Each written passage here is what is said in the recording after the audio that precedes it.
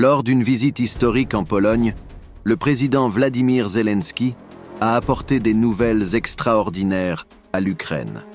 La Pologne, présentée comme l'un des alliés les plus essentiels, les plus fiables et les plus puissants dans le domaine militaire, a finalisé un accord crucial sur les garanties de sécurité, y compris l'abattage des missiles.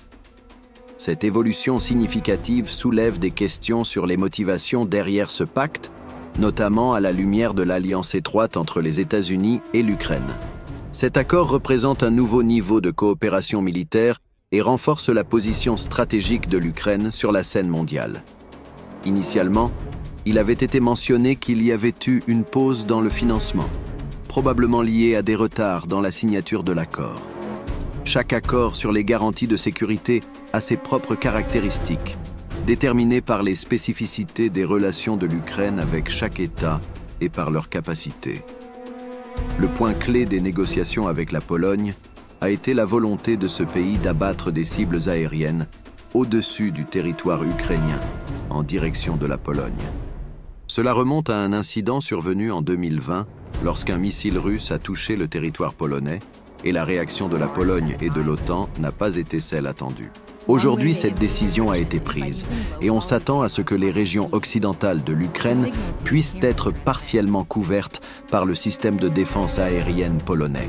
En outre, la Pologne s'est déclarée prête à produire de l'électricité pour l'Ukraine, ce qui est crucial compte tenu des attaques russes contre le système énergétique ukrainien. Les deux parties, Zelensky et Tusk, voulaient que les accords aient un sens réel et solide, sans promesses creuses. La réunion a été préparée à une époque où la Russie menait l'une des attaques les plus sanglantes contre l'Ukraine, notamment une attaque contre un hôpital pour enfants à Kiev et dans d'autres villes ukrainiennes. Considéré comme un acte terroriste par les Ukrainiens, cela n'a pas affecté directement l'accord, car celui-ci avait été préparé et ajusté depuis longtemps. Cependant, la tragédie a influencé les déclarations faites lors de la réunion. La sécurité ukrainienne a déjà ouvert une procédure pénale, collectant des preuves qui serviront de base pour demander des comptes aux personnes impliquées et les punir.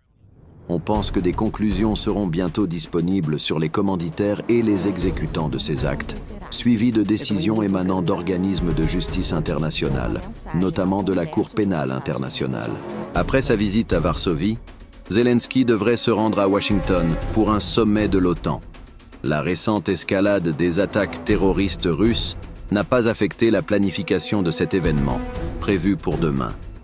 Lors du sommet de l'OTAN, il a été décidé que l'Ukraine recevrait non seulement de nouveaux programmes d'assistance militaire, mais également qu'ils seraient fournis en priorité.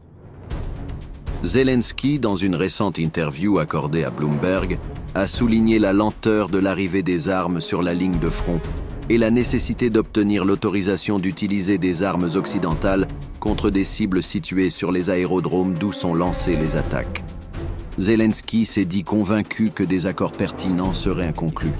Peut-être pas de manière multilatérale entre l'Ukraine et l'OTAN, mais par le biais d'accords bilatéraux entre l'Ukraine et d'autres États membres de l'OTAN. Il a également souligné la nécessité d'accélérer la livraison d'armes pour protéger les civils des méthodes de guerre barbares démontrées par la Russie.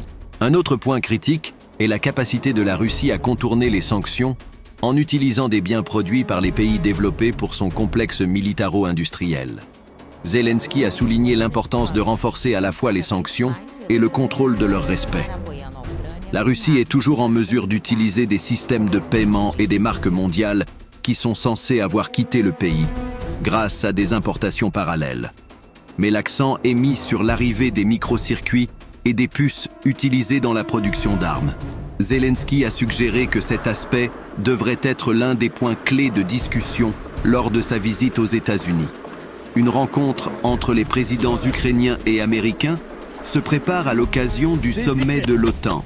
Des informations de la Maison-Blanche indiquant que, le 11 juillet, Joe Biden rencontrera également des représentants de la Communauté des États indépendants, CEI, et les partenaires de l'Alliance dans la région Indo-Pacifique, notamment l'Australie, le Japon, la Corée du Sud et la Nouvelle-Zélande. le même jour aura lieu une réunion du Conseil de l'OTAN avec l'Ukraine, réunissant les dirigeants d'une vingtaine de pays membres de l'Alliance et d'États partenaires. Les États-Unis ont d'importantes questions à régler, tant avec l'Union européenne que dans la région du Pacifique.